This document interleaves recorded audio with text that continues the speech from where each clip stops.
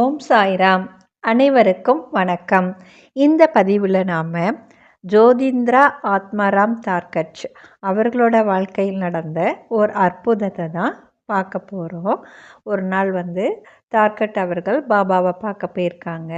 துவாரகமாயில் மற்ற பக்தர்களோட தார்கட் அவர்களும் பாபாவுக்கு முன்னாடி உட்கார்ந்துட்டுருக்காரு.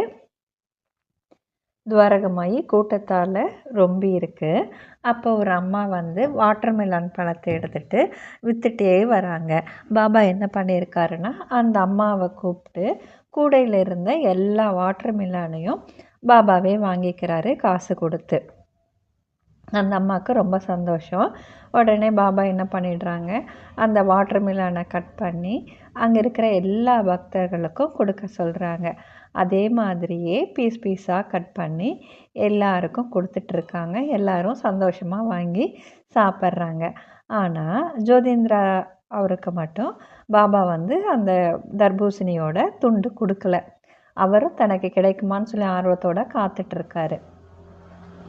அப்போ என்ன நடக்குதுன்னா, ஒரு பெரிய மனிதர் நல்லா நாகரிகமாக உடையெல்லாம் போட்டுட்டு தன்னுடைய 2 பணியாட்களோட பாபாவை பார்க்க வந்திருக்காரு. அவருக்கு ஒரு சில பிரச்சனைகள் இருக்குது. அவர் மற்ற சில பக்தர்களால் போய் பாபாவை பாருங்க அப்படின்னு சொல்லி அறிவுறுத்தப்பட்டிருக்காரு. அதனால தான் பாபாவை பார்க்க வந்திருக்காரு. பாபாவை வணங்கிட்டு பாபா முன்னாடி வெயிட் பண்ணுறாரு.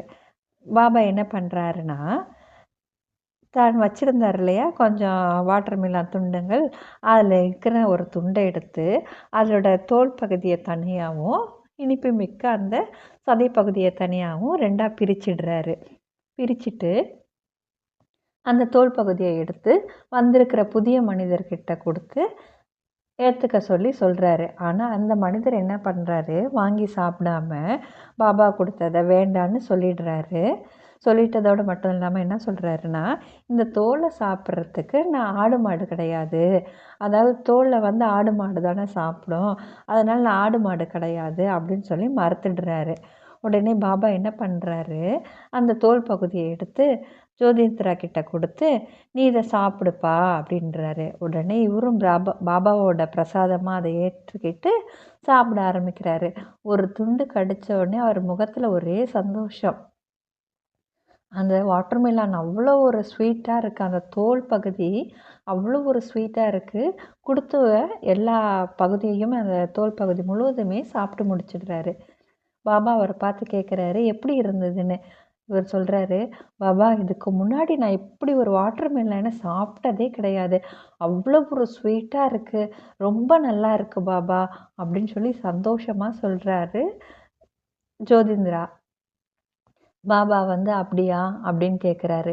உடனே இந்த நவநாகரிக மனிதர் என்ன பண்ணுறாரு, துவாரகமாயில் மற்ற பக்தர்கள் முன்னாடி பாபா தன்னை அவமானப்படுத்திட்டாரு, இந்த அவமானம் இங்கே இருந்தால் தொடரும்னு நினச்சிக்கிட்டு கடன்னு அதை விட்டு வெளியில் போயிடுறாரு.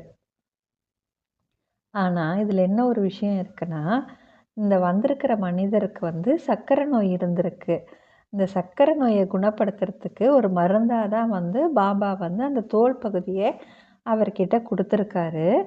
ஆனால் இந்த மனிதர் மகான்களுடைய செயல்களுக்கு நம்மால் எந்த ஒரு அர்த்தத்தையுமே கண்டுபிடிக்க முடியாது. அவர்கள் என்ன செய்கிறாங்களோ என்ன கொடுக்குறாங்களோ நம்மக்கிட்ட, அதை நம்ம அதையே அப்படியே அவங்களோட பிரசாதமாக ஏற்றுக்கணும். அது நமக்கு உகந்ததா உகந்தது இல்லையா அப்படின்னு எந்தவித ஆராய்ச்சியுமே மேற்கொள்ளாமல் நம்ம அதை சாப்பிட்ணும். இல்லை அவங்க சொன்னதை நம்ம பின்பற்றணும். ஆனால் இந்த மனிதர் எதையுமே புரிஞ்சிக்காமல் வெளியில் போயிடுறாரு. ஆனால் அவரோட நோய் குணமாகலை. ஆனால் இதை வாங்கி சாப்பிட்ட ஜோதிந்திரா ஆத்மாராம் தார்கட்க்கு அவர் உயிரோடு இருக்கிற வரைக்கும் இந்த சர்க்கரை நோய்ங்கிற ஒரு பிரச்சனை அவர்கிட்ட தலை காட்டவே இல்லை. அவர் நிம்மதியாக சந்தோஷமாக இருக்கார். உண்மையிலேயே நமக்கு அந்த நம்பிக்கையும் பொறுமையும் இருந்ததா மகான்கள் சொல்வதை ஏற்றுப்போம். அவர் ஒரு நிமிஷம் பொறுமையாக இருந்து அதை வாங்கி சாப்பிட்ருந்தாருன்னா அந்த பெரிய மனிதர் தனது தொல்லைகளிலிருந்து விடுபட்டிருப்பார். அவர் அதை செய்யாததுனால ஒரு மிகப்பெரிய இழப்பை அவருடைய வாழ்க்கையில் அவர் சந்திச்சிருக்காரு. நாம் பாபா என்ன சொன்னாலும் என்ன செஞ்சாலும் நம்ம குரு நமக்கு உகந்ததை தான் செய்வார் அப்படிங்கிற ஒரு மனப்பக்குவத்தோட, தைரியத்தோட, நம்பிக்கையோட அந்த பகுதிகளையும், அதாவது அவர் சொன்ன அறிவுரைகளையும் நம்ம ஏற்றுக்கிட்டு அதுபடி வழி நடக்கணும். ஜெய் சாய்ராம்.